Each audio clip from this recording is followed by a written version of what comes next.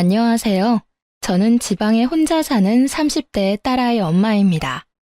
저는 직업상 고객의 이야기를 많이 듣는 편인데, 그럴 때마다 듣는 이야기가 누군가의 불륜 이야기였어요.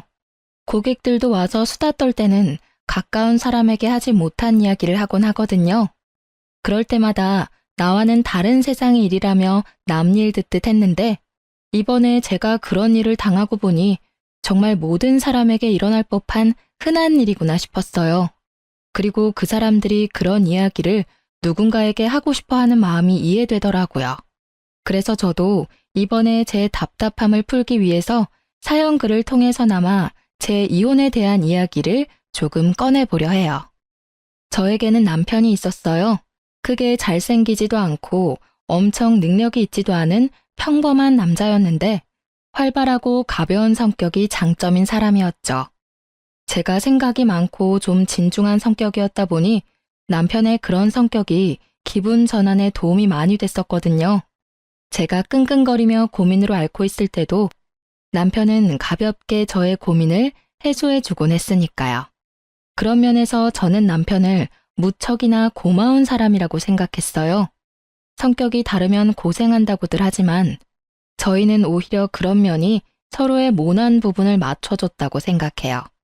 남편이 너무 가볍게 몰아갈 것 같으면 제가 나서서 조금 무겁게 만들어주기도 했으니 시댁에서도 처음에는 저를 인정하는 듯 했어요. 3대 독자 아들이 안사람을 들이고 이제야 철이 든다고요. 그렇게 잘 지내왔다고 생각했는데 남편은 그렇지 않았던 것 같더라고요. 사귈 때는 여자 문제 같은 거 일으킨 적도 없었고 딱히 다른 여자에게 흥미를 많이 두는 것 같지도 않아서 다행으로 생각했죠. 그런데 어쩌다 그런 일이 일어났는지 지금도 의아할 따름이에요. 만약 사귀는 도중에 그런 낌새를 눈치챘다면 분명히 남편과 결혼하지 않았을지도 모르죠. 하지만 그때는 그런 사람이 아닐 거라는 확신했었거든요. 저도 당시에 콩깍지가 씌어 있었던 건지도 모르겠네요. 제가 남편의 외도 사실을 눈치챈 건 육아로 휴직 후 힘든 나날을 보내던 때였어요. 아이 100일을 치르고 드디어 애가 통잠을 자기 시작하던 시점이었는데 남편과 통화를 하다가 핸드폰 너머로 한 여자의 목소리를 들었어요. 분명 남편이 회사에서 일을 하는 시간이었는데 여성이 남편을 오빠라고 부르더라고요. 저는 침착하게 남편에게 물었죠. 방금 핸드폰에 들린 여자 목소리도 직장 동료야? 직장 후배. 당신도 알 거야. 저번에 당신 태워갈 때 같이 차 타고 갔던 그 후배. 그제야 기억났어요. 작고 왜소한 어려 보이는 동안의 여후배. 당시에 제가 남편 퇴근 시간에 그 근처에 있어서 같이 들어가져간 날이었거든요. 근데 조수석에 탔더니 뒤에 사람이 있었는데 그게 이 후배였어요. 남편 말로는 후배 약속이 제가 있던 곳과 가까워서 태워줬다고 했고 바로 내렸었거든요. 저는 그때 남편에게 웬만하면 여자는 차에 태우지 말라고 했었죠. 괜한 오해 받을 수 있다고 핀잔만 줬었는데 그때 남편은 그럴 리 있겠냐며 웃었거든요. 그런데 그때 그 여자는 분명 남편을 선배라고 불렀었어요. 그런 그녀가 불과 몇 달 만에 호칭이 오빠로 바뀌다니 아무리 봐도 이상했어요. 하지만 제가 너무 깊이 생각하는 것일 수도 있었고 친해지면 그럴 수도 있겠거니 했어요. 그런데 그 뒤부터 제 오감이 그 여자를 의심하게 되더라고요. 그게 제 탓만은 아닌 게 그 여자가 남편과의 접점이 너무 많았거든요. 저는 저도 모르게 남편의 뒤를 캐고 있었어요. 차를 타고 가는 길에 그 후배에게 전화가 오면 남편이 전화를 받지 않더라고요. 그렇다고 우리가 대화를 많이 하는 것도 아니었는데 그냥 업무상 전화면 받고 끊으면 되잖아요. 그런데 안 받더라고요. 제가 받으라고 하면 억지로 전화 받으면서 한마디 꼭 했어요. 가족이랑 같이 있으니까 용건만 간단히 해. 그렇게 말하면 그 여자는 이렇게 대답해요. 그럼 좀 이따 다시 전화할게요, 선배. 분명히 제가 없는 곳에서는 오빠라고 부르면서 가족과 함께 있다는 전화에는 선배라고 구별해서 부르더군요. 점점 더 제 감이 맞았다는 생각에 심장이 벌렁거리더라고요. 아닐 거라는 생각을 해봤지만 결국 확신이 든 계기가 생겼어요. 하루는 아침에 남편이 차 키를 두고 내려갔더라고요. 저도 아침에 가까운 빵집에 들릴 예정이라 차 키를 들고 내려갔어요. 그렇게 주차장 쪽으로 가까이 향하는데 남편이 통화를 하며 걸어가는 뒤통수가 보이더라고요. 말을 걸려다가 흠칫 놀라 목소리를 삼켰어요. 그래, 그럼 이따가 봐. 조심해서 오고. 오늘 날씨 추우니까 따뜻하게 입고 와요. 부드럽고 애교 있는 목소리. 남편은 저와 연애할 때처럼 부드러운 목소리를 내고 있었어요. 누구에게 전화를 거는 걸까? 궁금한 마음이 들었지만 참았어요. 경거망동해서 일을 망치기 싫었거든요. 남편이 전화를 끊는 걸 보고는 이제야 남편을 확인한 것처럼 남편을 불렀어요. 여보, 차키! 남편은 눈에 띄게 놀라며 뒤를 돌아봤어요. 딱 봐도 심하게 놀란 모습에 저는 강한 확신이 들었어요. 여보, 내가 차키를 놔두고 왔어? 잊어버리고 다니지 말고 잘 다녀와. 일찍 와. 애가 아빠 몫을 잊어버리겠다. 저는 최선을 다한 평정심으로 남편을 보내줬어요. 하지만 그날 내내 꼬리를 무는 의심으로 너무 힘들었어요. 저녁 때쯤에는 두통으로 머리가 너무 안 좋았죠. 아침에 그 일이 있어서 그런지 그날 남편은 일찍 돌아왔더라고요. 남편을 샤워 먼저 하도록 한 뒤에 저는 남편이 탁자에 둔 전화기를 확인했어요. 남편은 평소에도 잠금을 걸어두지 않거든요. 안을 살펴보니 깨끗하더라고요. 사진도 없고 카톡 내용도 없고 문자도 없었어요. 그 여자와 전화하는 적도 없었죠. 하지만 저는 확신했어요. 남편이 그 여자와 바람을 피고 있다는 사실을요. 흔적이 없었는데 어떻게 알았냐고요? 전화를 한 흔적이 없었거든요. 그날 아침에 분명히 출근 시간에 통화하는 걸 봤는데 통화 기록이 사라진 상태이더라고요. 딱 그 시간 것만. 있어야 할 통화 내역이 없다면 그건 남편이 지운 거겠죠. 남편이 나오자마자 저는 남편에게 말했어요. 당신 바람 피우는 거 맞지? 무슨 소리야. 나 그런 거 안 해. 못 믿겠으면 내 핸드폰 확인해봐. 나 전혀 그런 거 없다니까. 당연히 이 말 나올 줄 알았어요. 핸드폰에 잠금을 걸지 않는다는 건 자신이 당당하다는 걸 보여주고 싶어 하는 거잖아요. 자기가 떳떳하지 못하니 일부러 떳떳한 척 하는 거고. 문제의 소지가 될 만한 내용은 다 지웠을 테니까요. 한 가지만 확인해 볼게. 제가 통화 기록을 확인하는데도 남편은 편안한 얼굴이더라고요. 거기에 걸릴 건 없다는 거겠죠. 이상하네. 아무것도 없어. 그러게 아무것도 없다고 했잖아. 나 못 믿어? 나 그렇게 나쁜 놈 아니야. 그 후배도 진짜 후배일 뿐이고.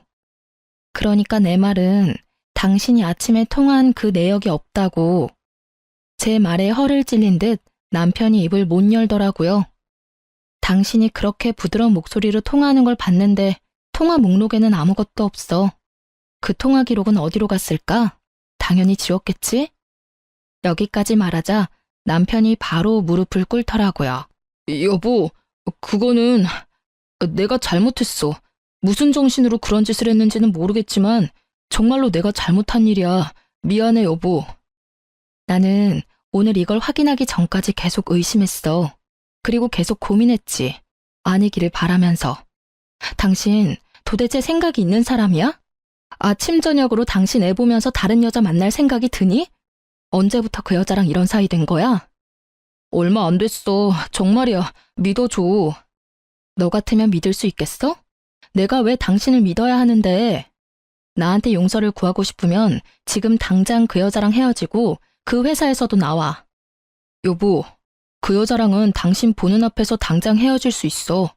그치만 일은 아니잖아. 당장 내가 퇴직하면 바로 일 구할 수 있는 것도 아닌데 그건 좀 봐줘. 응? 솔직히 남편과 그 여자를 당장 떼어놓고 싶었지만 회사라는 건 그렇게 쉽지 않은 문제고 나가더라도 그 여자가 나가야지 남편이 나가는 건 싫었어요. 애도 아직 어리니 아빠의 경제력이 필요하기도 했고요. 그래서 저는 남편에게 일거수일투족 감시당해도 당연하게 생각하라고 했어요. 그랬더니 남편이 알겠다고 자기가 그런 행동한 게 맞으니 당연히 제가 하라는 대로 뭐든 하겠다고 하더라고요. 그렇게 남편을 교육하고 시모에게 조용히 알렸어요. 남편이 외도했다는 것을요. 그랬더니 시모가 제게 그러더라고요. 네가 마음고생이 많다며 위로해줬어요. 솔직히 팔이 안으로 굽는다는 생각에 말 안 하려 하다가 했는데 이런 반응이라 시모에게 더 미안한 마음이 들었거든요. 그런데 며칠 뒤에 명절에 시댁 갔다가 시모가 누군가와 밖에서 전화 통화하는 걸 듣게 됐어요. 그래, 정말 우리 며느리 너무하지 않니? 우리 아들이 바람 피운 게 모두 아들 탓만은 아니잖아. 그러게 애 낳고도 좀 꾸미고 살고 남편한테 살갑게 대했으면 우리 아들이 바람을 피웠겠냐고.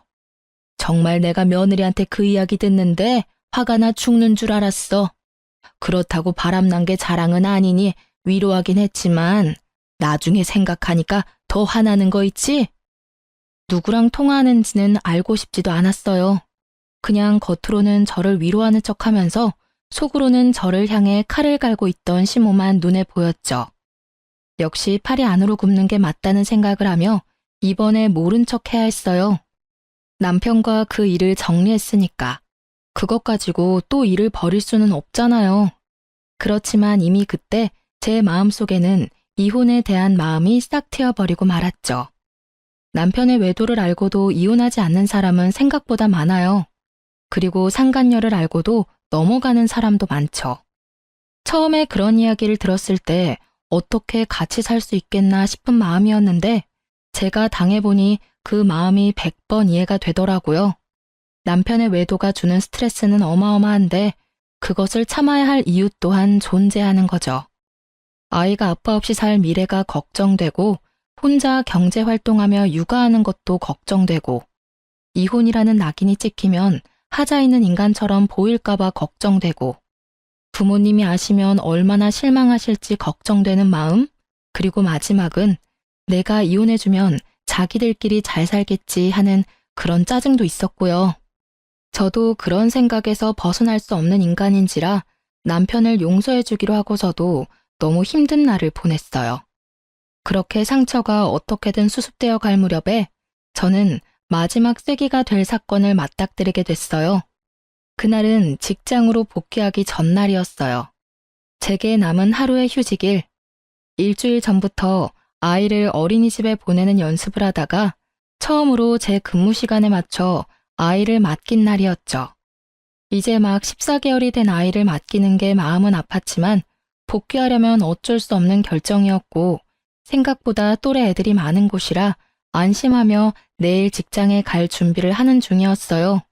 그런데 시모에게 전화가 왔더라고요. 화장실 청소하고 나오니 전화가 그새 4통이나 와 있었어요. 무슨 일이 났나 싶어 확인 즉시 시모에게 전화했죠. 넌 무슨 전화를 그렇게 안 받니? 죄송해요, 어머님. 잠깐 화장실 청소하던 중이었어요. 혹시 무슨 문제라도 생겼어요? 문제? 네 남편이 지금 사고가 크게 나서 병원에서 수술하느냐 마느냐 하고 있는데 너는 집에서 팔자 좋게 쉬고 있니? 아니, 연락이 얼마나 안 됐으면 병원에 한번 와보지도 않아. 아주 긴급하게 수술 들어간다고 난리가 났던데.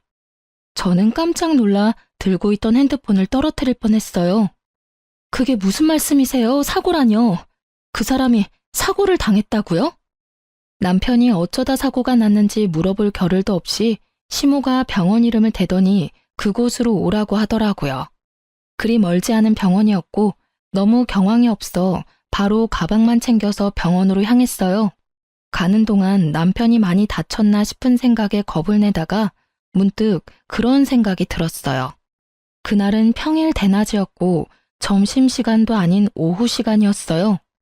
남편의 회사라면 지금 한창 컴퓨터 앞에서 일을 하고 있어야 할 시간인데 어쩌다가 차 사고가 났을까 하는 생각이요. 외근하는 직업도 아니었고 아침부터 저녁까지 회사 밖으로 움직이는 일이라곤 점심 식사 때가 다인데 점점 머릿속에서 상상만 커지던 그때 병원에 도착해서 시모에게 전화를 걸었죠. 그리고 얼마 뒤 병원 앞으로 나오는 시모의 표정이 완전히 일그러져 있더군요. 저를 향한 화를 그대로 표출하고 있었어요. 넌 도대체 집구석에서 뭘 하고 있길래 연락도 안 받아? 우리 귀한 3대 독자 아들 수술하러 들어갔어. 오른쪽 어깨부터 손목까지 아주 뼈가 박살이 나서 수술로 고정해야 한다더라. 너 대신 수술 동의서에 내가 사인까지 다 했어. 이런 일은 네가 해야 하는 일 아니니? 아들 아파서 가슴 철렁 내려앉는 것도 무서워 죽겠는데 내가 수술 동의서까지 사인을 해야 하냐고. 면목이 없던 제가 고개를 숙이던 그때 불현듯 머릿속에 시모에게 받은 부재중 통화가 떠올랐어요. 부재중 통화는 총 4통, 시모가 건 게 다였죠. 그런데 수술 동의서를 써야 한다면 당연히 아내인 저한테 연락을 했어야 하지 않나요? 저는 시모에게 물어봤죠. 어머님은 병원에서 연락받고 오신 거예요? 아들이 직접 전화 왔어. 네가 연락 안 받는다고 나더러 와달라더라. 도대체가 전화기는 왜 무음으로 해놓는 거야? 그러니까 전화를 못 받고 나한테 연락이 오지. 이상했어요. 남편에게 온 부재중 통화는 없었거든요. 저는 순식간에 남편의 사고로 놀라 흥분했던 피가 차갑게 가라앉는 기분을 느꼈어요. 남편이 수술실에 들어간 터라 남편에게 직접 물어볼 수는 없었지만 확인이 불가능한 것도 아니었죠. 저는 남편 차가 어디 있는지 확인하기 위해 먼저 남편 핸드폰부터 챙겼어요. 레카차 업체와 연락한 게 있나 싶어 통화 기록을 뒤지는데 바로 오늘 아침에 그 여자와 통화한 내역이 있더라고요. 인연 다 끊겠다 어쩌겠다 해놓고 여전히 연락하는 걸 보고 살짝 열이 받았지만 직장 동료이니 연락 정도는 할 수도 있다는 생각으로 연락처를 뒤졌어요. 별 내역이 없길래 남편 메시지를 확인하는데 메시지 기록 중에 카드 승인 내역이 있더라고요. 거기에 오늘 날짜로 숙박업소가 딱 찍혀 있었어요. 불과 4시간 전에 결제한 내역이요. 그걸 보고는 피가 거꾸로 솟는 기분이었어요. 아마 집에 들어오기 전에 이런 문자나 통화 기록을 일부러 지웠겠죠. 이번에는 지울 시간조차 없이 사고를 당해 들어가게 됐으니 지울 틈도 없었을 테고요. 화가 난 저는 최대한 냉정해지려 애썼어요. 그 메시지를 캡처하고 저는 남편 차가 어디 있는지 확인했어요. 남편 차가 어느 정비소에 있는지 확인한 저는 바로 그쪽으로 달려가 남편 블랙박스부터 확인하자고 했어요. 다행히도 블랙박스는 고장나지 않았고 열심히 제 할 일을 하고 있더군요. 저는 카드를 빼서 집으로 갔어요. 노트북에 연결하니 손이 덜덜 떨리더라고요. 그리고 사고 직전 영상을 확인했어요. 남편이 어딘가에서 나오는 중이었는데 거기가 모텔이더라고요. 그런데 남편은 운전하지 않았고 그 후배가 운전한 것 같았어요. 남편이 부러진 곳도 왼쪽이 아니라 오른쪽이었거든요. 남편이 조수석에 앉았던 게 분명해 보였어요. 두 사람이 모텔에서 나와서 차에 타고 둘이 차 안에서 나누는 이야기들이 모두 제 귀에 들어와 박혔어요. 오늘 연차 쓰고 같이 오길 잘했지? 여기 진짜 좋은 곳이거든? 우리 마누라랑은 여기 못 와. 애 놓고 몸 다 망가져서는 어디 데리고 다니면 부끄러울 정도라고. 너 정도는 탱탱해야 데리고 다닐 만나지. 앙큼해. 그래도 오늘은 오빠 독점할 수 있는 날이라 좋아. 매번 같이 있다가도 집에 돌려보내는 게 얼마나 힘든 일인지 모르지? 항상 같이 있고 싶은데. 내가 최대한 노력해볼게. 너도 빈털터리가 된 나랑 결혼하는 건 싫을 거 아냐. 와이프한테서 잘못한 거 찾고 나면 바로 이혼하고 너랑 결혼할게. 너무 걱정하지 마. 이런 대화 내용을 듣고 있으니 정말 하늘이 무너지는 게 어떤 건지 잘 알겠더라고요. 인연을 끊으라고 했더니 도리어 인연을 단단히 맺어가고 있었더라고요. 저는 그 길로 상간녀를 찾아갔어요. 상간녀가 어디 있었냐고요? 당연히 본인도 사고 났으니 같은 병원에서 치료받고 있었죠. 저는 병원으로 가 상간녀를 찾았어요. 이름만 대니 간호사가 어디 있는지 알려주더군요. 남편은 큰 수술을 하는 데에 비해 그녀는 그렇게 크게 다치지는 않았더라고요. 저는 그 여자 앞으로 가서 말했어요. 나 알죠? 선배는 수술하러 들어가셨는데요. 두 사람이 왜 같은 차에 타고 있었어요? 우연히 얻어 탄 거예요. 의부증 걸린 여자처럼 선배한테 집착하는 건 아는데 엄한 사람한테 이러시면 곤란하죠. 저는 선배랑 아무 사이 아니에요. 당신 덕분에 회사에서도 대화도 잘 못하고 있고요. 두 사람 사귀는 사이 아니에요? 평일 오후에 연차 쓴 두 사람이 같은 차 안에 있다가 사고가 났는데 그게 다 우연이라고요? 애초에 연차를 쓰고 왜 둘이서 따로 만나요? 그렇고 그런 사이니까 만났겠지. 네, 그렇고 그런 사이 맞아요. 선배가 마누라 싫다고 짜증난다고 얼마나 투정을 부리던지. 그래서 위로해주다가 눈 맞았어요. 됐어요? 당당하기가 정말 하늘을 찌를 정도였어요. 뭐가 그렇게 잘났는지 불륜을 실토하면서도 아주 당당한 자세와 자신감 넘치는 표정을 보니 마치 피해자와 가해자가 뒤바뀐 것 같은 기분이 들더군요. 아내라고는 하지만 당신이 패배자인 건 알죠? 남편이 다른 여자 만나는 순간 여자로서 저한테 진 거예요. 당신이 얼마나 매력이 없었는지 이제 아시겠어요? 제가 매력이 없는 건 맞는데 그래도 저와 남편은 법적으로 유효한 사이고 그쪽은 남편과 부정을 저지른 사이라는 건 잘 알죠? 이런 대화들도 다 증거고 이후에 상간녀 소송할 때 다 쓰일 거예요. 당당해서 좋네요. 증거 수집이 아주 편해서요. 제 말을 듣고 나니 상간녀 얼굴이 하얗게 질리더라고요. 저는 당신도 남편도 용서할 생각 없어요. 그렇지만 그냥 헤어지면 둘이서 행복하게 살 거잖아요. 그러니 제가 가져올 수 있는 건 다 가져와야죠. 안 그래요? 매력은 있고 머리는 텅 빈 상간녀 씨? 제 말에 열받았는지 명예훼손인의 먼에 고소한다고 지랄 발광하는 상간녀를 두고 저는 시모에게 향했어요. 시모는 남편 수술이 끝나기를 기다리고 있더군요. 저를 보자마자 시모의 막말이 또 시작됐어요. 수술 동의서 내가 쓰도록 한 건 네가 잘못한 거야. 어떻게 엄마에게 아들 수술 동의서를 쓰도록 만들어? 죄송하지만 그 사람 저한테 연락한 적 없어요. 사고 나고 연락한 거 어머님이 처음이자 마지막이더라고요. 네가 와이프인데 왜 나한테 전화를 해? 네가 잘못 본 거 아니니? 아니요, 잘못 본 거 아니고 남편이 어머님한테만 전화했더라고요. 그 사람 저 몰래 연차 쓰고 여자랑 놀러와서 모텔에서 나오다가 사고 났거든요. 뭐? 너 지금 우리 아들 없다고 말 막 지어서 하는 거니? 시모가 깜짝 놀라서 저한테 반문하더라고요. 저는 시모에게 영상을 보여줬어요. 영상 보세요. 확실하죠? 오늘 쉰다고 저한테 이야기도 없었어요. 이러니 저한테 연락 못했겠죠. 불륜을 저지르다가 사고 났는데 어떻게 와이프한테 전화하겠어요? 어떻게든 안 들키려고 어머님께 전화한 거겠죠. 제 말에 시모는 한동안 말을 잇지 못하는 듯 하더니 갑작스레 화를 내더라고요. 네가 우리 아들을 얼마나 좋았으면 애가 바람을 피우겠니? 저번에도 내가 말은 안 했지만 네가 잘했으면 애가 바람 같은 거 피웠겠어? 그리고 바람 피웠다고 애 기도 못 펴게 하니 몰래 스트레스 풀려다가 이런 사고 난 거잖아. 하나부터 열까지 다 네가 잘못했는데 뭘 잘했다고 나한테 또박또박 말대꾸야? 적반하장도 유분수지. 이 말을 하고 싶은 걸 꾹 참았어요. 못 배우고 예의 없는 사람이라도 어른은 어른이니까요. 그렇지만 용서는 하지 않겠다고 다짐했어요. 시모도 상간녀도 남편도. 남편이 병원에 있는 동안 저는 착실히 이혼 준비를 시작했어요.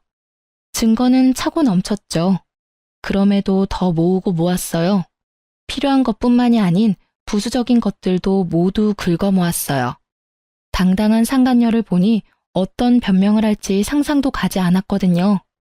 모텔에 들어가서 현장을 직접 잡은 게 아닌 이상 어떠한 증거도 반박 가능한 것이 될 수도 있잖아요. 그래서 그들이 변명조차 못할 정도의 증거를 모았어요.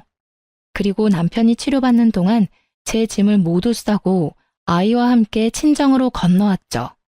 아이도 절대로 빼앗길 생각이 없었거든요. 그렇게 남편의 퇴원일이 가까워질 때 저는 이혼을 통보하고 서류를 보냈어요. 이혼이 소송으로 진행되고 있을 때 남편의 퇴원일이 되었어요. 그런데 남편에게서 연락이 왔어요. 저기 여보, 혹시 지금 내가 있는 병원 와서 치료비 좀 내주지 않을래? 치료비? 그런 건 카드로 대충 내고 나중에 실비 청구하면 되잖아. 이혼 소송 중인 와이프한테 연락해서 할 말은 아닌 것 같은데 어이가 없어서 그런지 말이 곱게 나가질 않더라고요. 어쩔 수 없었죠. 제 이혼의 결정적인 원인이 된 남자니까요. 그게 실비보험 청구가 안 돼서 그래.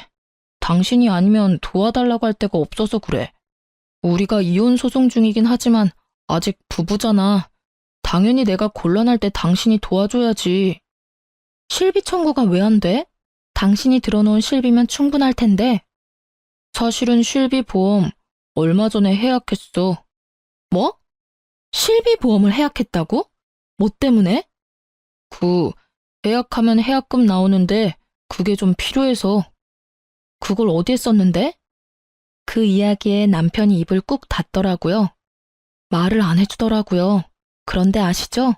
말을 안 하면 안 하는 대로 그게 자백이 된다는 거. 너 설마 그 보험 해약금 상간녀한테 다 썼어?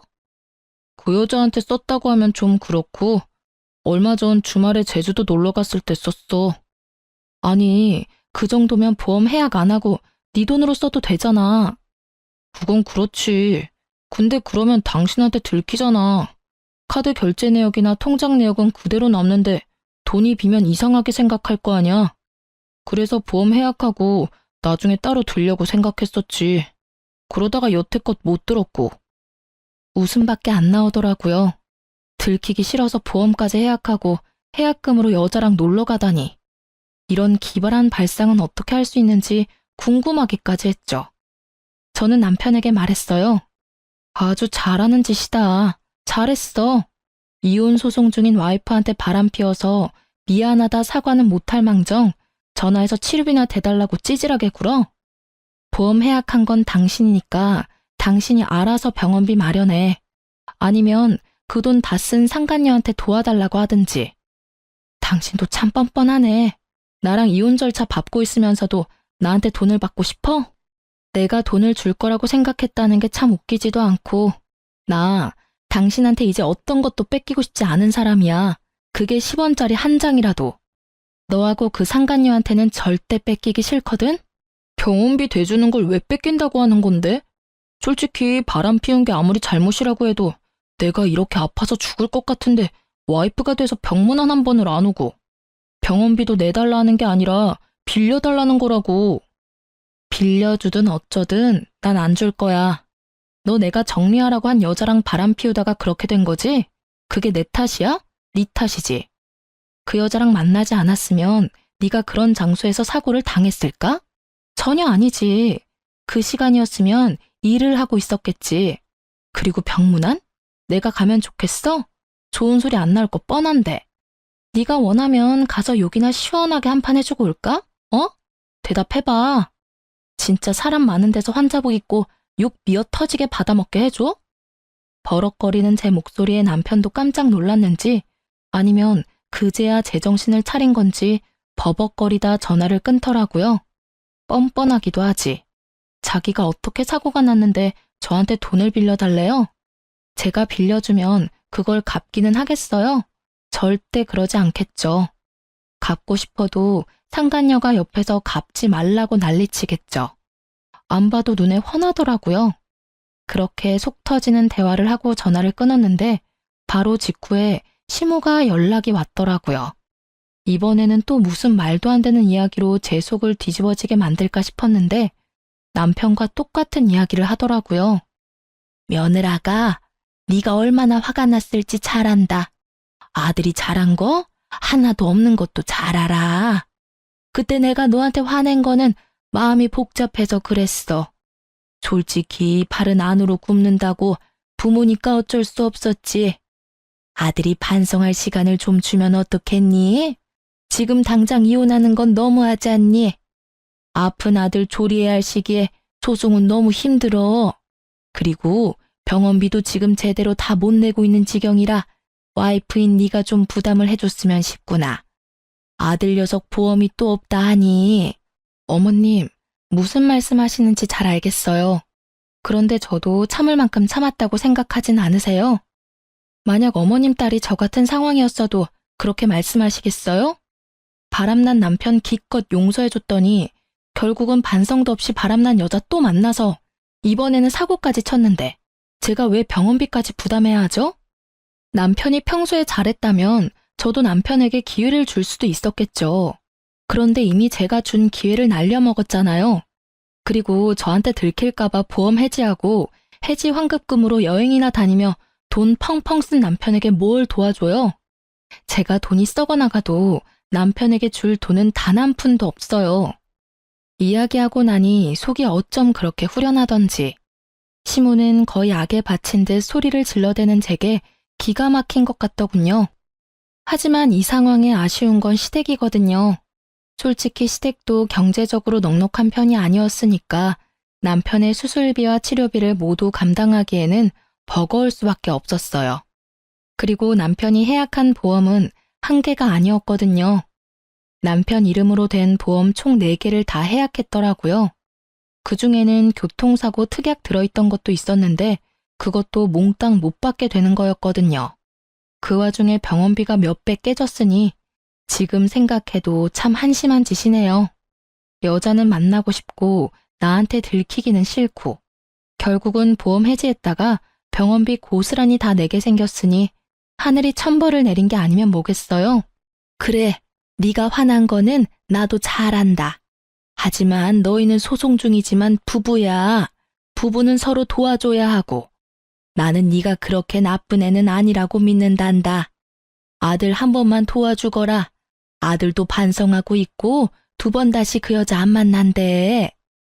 그때도 제가 하겠다는 대로 뭐든지 한다고 했어요.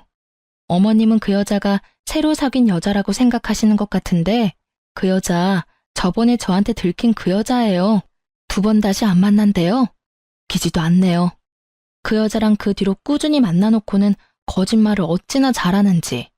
하긴 어머님은 아들 바람난 게 제 탓이라고 생각하시니까 그런 말씀 편하게 하실 수 있겠네요. 그런 면에서는 어머님도 똑같으시죠. 앞에서는 저 위로하는 척 하시더니 결국은 뒤에서 다른 사람한테 제 욕 열심히 하시는 거 봤어요. 제 말에 시모가 허를 찔린 듯 놀라더군요. 그럴 수밖에요. 지금 이 순간 그 말을 할 줄 누가 알았을까요? 저 다 봤어요. 명절에 어머님네 갔다가 애 낳고 관리 안 해서 남편 바람 피운 거 제 탓이라고 그렇게 말씀하시는 거 다 들었어요. 그래서 더 해주기 싫어요. 제 마음속에서 남편과 저는 이미 남남이에요. 애가 있든 말든 상관없이. 그러니까 저한테 이혼 번복에 대한 이야기는 꺼내지 마세요. 너 후회할 거야. 우리 아들 같은 남자가 세상에 어디 있다고. 너 같은 애가 그런 남자 만날 수 있을 것 같아? 남편 덕분에 크게 되어서 남자 만날 생각도 없어요. 거짓말이나 하면서 여자 만나러 다니는 남자 세상에 그렇게 많다던데. 알면 데려갈 여자는 있겠어요? 하긴 그 상간녀라면 잘 데려가겠네요. 그쪽에 말해보세요. 저한테 와서 아쉬운 소리 마시고. 저는 그렇게 말하며 시모 전화를 끊었어요. 그 뒤로 시모에게서 연락이 오지는 않았어요. 이혼 소송은 그렇게 마무리가 되고 저는 싱글맘이 되었어요. 재산 분할 위자료, 양육권, 친권. 그 중에서도 친권과 양육권은 지키기 위해 애썼어요. 아이만은 뺏기고 싶지 않았거든요. 시댁이 손이 귀한 집이기는 하나 아들을 더 귀하게 여기니 딸아이는 제게 그냥 넘기듯 하더라고요. 양육비 내기 싫어서 마구잡이로 우기는가 싶었는데 그게 아니었어요. 알고 보니 시모가 상간녀에게 남편 병원비를 좀 내달라고 했다더군요. 남편과의 결혼을 조건으로 말이죠. 결국 두 사람은 저와 남편의 이혼이 정리되면 재혼할 생각이었다고 해요. 그 상간녀가 아이는 싫다고 했다는 거죠. 그리고 한 가지 조건을 덧붙였대요. 만약 자기 상간녀 위자료 나오면 같이 갚아야 한다고요. 나중에 그 이야기를 전해 들었어요. 저야 뭐 이미 이혼까지 다 된 마당에 신경 쓸 일은 없었지만 그래도 두 사람이 잘 사는 건 너무 싫잖아요. 둘 사이 일을 여전히 알아보고는 있었죠. 그나저나 참 얍삽하다고 해야 하나? 잔머리가 잘 돌아간다고 해야 하나? 그 여자도 진짜 대단하긴 하더라고요. 전 남편 재혼하고 3달이 지났나? 제 직장에 남편 회사 동료분이 찾아오셨더라고요. 저는 미용 관련 일하거든요. 예전에 남편이랑 결혼할 때 소개받아서 여태껏 제게 와주시는 단골이세요. 어머, 자기, 잘 지냈어? 이야기는 얼추 들었어. 많이 힘들지? 전 괜찮아요. 이혼 후에 이렇게 사정을 잘 아는 사람을 만나면 불편하기 짝이 없더라고요. 그 사람이 싫은 건 아닌데 계속 이혼이 주제가 될 수밖에 없거든요. 모르는 척 해주는 분도 있지만 이분은 그러지 않으셔서. 그런데 그분이 그러더라고요. 그래, 괜찮아야지. 그 나쁜 연놈들도 벌 받고 있는데. 그게 무슨 소리예요? 자기 이야기 못 들었어? 그 두 사람 완전 천벌 받았다고. 회사 내에서도 소문이 다 났어. 그 상간녀랑 자기 전 남편 둘이 같이 연차 쓰고 놀러 갔다가 사고 난 거 회사에 들켜서 불륜 여행 갔다가 그렇게 된 거라고 소문 크게 났었거든. 그런데 곧바로 두 사람 재혼한다니 사람들이 더 놀랐지. 저렇게 빨리 정리가 되냐고 말이지. 아, 회사에 다 들킨 거였나요? 저야말로 놀랐네요. 그 전에도 티가 많이 나던데. 둘이 친하다 정도로만 알고 있었지 그런 사이인 거 누가 알았겠어? 알았다면 내가 자기한테 제일 먼저 귀띔해줬을걸? 그 이야기에 저는 웃었어요. 하긴 이런 스파이 같은 손님이 있으니 남편도 회사에서 조심하긴 했겠죠. 근데 그 소문나고 회사에서 두 사람 다 퇴사시켜버렸거든. 연차 쓰고 놀러가서 사고 난 것도 그렇고 안에서 부적절한 만남 가진 것도 그렇고. 그런데 표면적인 이유는 자기 전 남편 몸이 아직 다 안 돌아와서 그렇다고 하더라고. 몸이 안 돌아와요? 그래. 수술한 곳이 오른쪽 팔이랑 어깨잖아. 그쪽으로 신경이 손상됐다나 뭐라나. 결국 손가락이 잘 안 움직이는 바람에 일도 제대로 못하니까. 금방 돌아올 것 같으면 그냥 놔뒀을 수도 있겠지. 근데 금방 안 돌아오더라고. 어쨌든 두 사람 다 권고사직으로 퇴사했어. 그래요? 둘 다 진짜 천벌받았네요. 당연하지. 남의 눈에 눈물 흘리게 만들면 자기 눈에는 피눈물 흐르는 법이야. 그래놓고 잘 살면 하늘이 뭔 소용이니? 그렇게 고객과 대화를 하면서 전 남편과 그 상간녀 이야기를 들으니 제 마음속에 응어리졌던 것들이 조금은 풀리는 것 같았어요. 남의 불행을 내 행복으로 삼지 말라지만 제게 불행을 준 원인이 저렇게 못 살고 있으니 이상하게도 응어리가 풀리는 것 같더라고요. 그 뒤에 시모가 저한테 한번 연락이 왔었어요. 예, 너 딸아이 우리한테 돌려줄 생각 없니? 우리가 사례는 넉넉히 할게. 잘 생각하고 연락 좀 줘. 갑자기 딸을 달라는 이야기에 초스라치게 놀라 물었죠. 이미 다 끝난 일인데 왜 딸을 달라고 하세요? 아유, 넌 몰랐겠지만 우리 아들 재혼 상대가 글쎄 애 딸린 이혼녀라더라. 아들 하나 있는데 없는 것처럼 속이고 우리 아들이랑 재혼했대. 결혼하고 나서 애 있다고 이야기했다던데 그게 문제가 아니야. 그 데리고 온 애는 남의 자식이잖니? 그러면 우리 집안 대를 이을 아들을 낳아줘야 하는데 이 미친년이 불임수술까지 해서 애 못 놓는다고 사람 환장하는 소리를 하잖아. 아니, 재혼하면서 애 없는 집에 오면서 아들 하나는 낳아줘야 정상 아니니? 옛날 생각을 가진 시모와 현대식 사고를 가진 상간녀의 대립이 생각보다 컸고 그 결과 우리 딸을 방패로 데리고 가고 싶은 모양이었어요. 생판 남의 자식한테 우리 전 재산 뺏기게 생겼으니 우리도 뭐라도 방어를 해야지. 대를 이을 아들만 생기면 손녀는 금방 돌려줄 테니까 잘 생각해보거라, 응? 생각하는 게 어찌나 저속한지 이야기 듣고 있는 동안에 귀가 썩는 것 같은 기분이 들었어요. 어린애를 데려가서 방어를 하니 뭐를 하니 사랑을 줄 게 아니면 관심이라도 줘야 된다며 개소리를 하더라고요. 손녀에게는 관심 하나도 없으면서 그런 불순한 이유로 딸애를 데려가려는 시모를 보니 화가 머리끝까지 차올랐어요.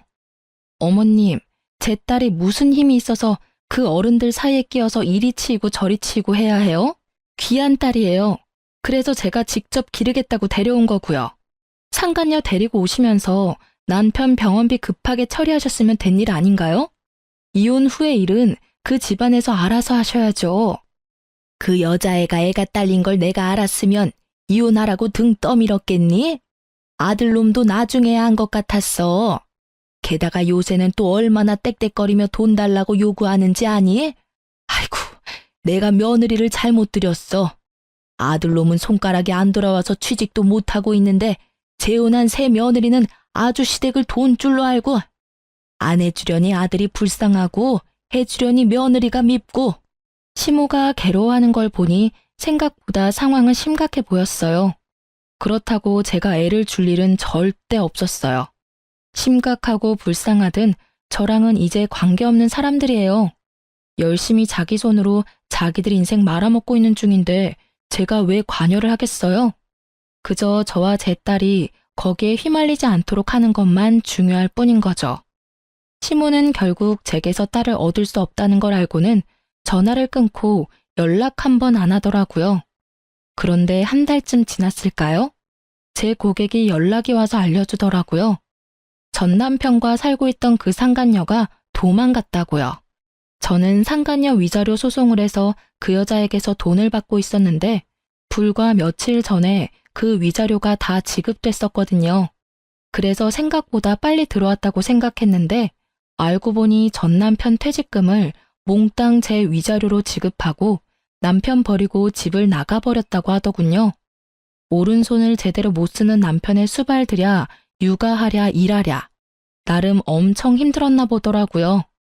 그야말로 벌 받았다는 말로밖에 설명할 수 없는 상간녀 상황을 보니 하늘이 나를 버리지 않았구나 하는 생각이 들었어요. 뭐 제 살 길 찾아 도망갔으니 불륜도 끝이었고요. 그렇게 헤어질 거 뭘 그리 죽고 못 살아서 불륜 같은 짓을 했나 몰라요. 아들이 이제 중학교 들어가던데 부끄러워서 아들 얼굴은 어떻게 보려는 건지 원. 그 사람들이 스스로 제 무덤 파는 동안 저는 착실하게 아이와 함께 살 미래를 위해 움직였어요. 친정집에 얹혀 살게 됐지만 아이의 정서적인 안정을 위해 한 선택이었어요. 부모님은 젊지는 않지만 사랑을 주실 수 있고 저는 경제활동을 할 수 있는 젊음이 있으니까요. 살다 보면 이렇게 속 뒤집어질 만한 일도 가끔 일어나나 봐요. 이혼을 하면서 이런 어이없는 일들을 당하고 나니 앞으로 어떤 힘든 일이 와도 견딜 수 있는 경험이 된 것 같아서 그것 하나만은 다행이라 생각해요. 이혼 전 이혼을 해야 하나 말아야 하나 고민하시는 분들 생각보다 많이 계셔요. 저도 마찬가지였어요. 제가 정신적인 스트레스에 강한 타입이었다면 참고 살았을 거예요. 그렇지만 전 그런 사람이 못 되거든요. 이렇게 이혼을 해서라도 일단 제 마음이 편안해져야만 조금이라도 더 만족하며 살 수 있는 사람이었거든요. 글을 쓰다 보니 그때의 기억이 새록새록 떠오르네요. 힘든 일도 시간이 지나면 다 극복하게 되어 있어요. 저처럼 고민하는 분들에게 도움이 되기를 바라는 마음으로 제 사연을 써보았네요.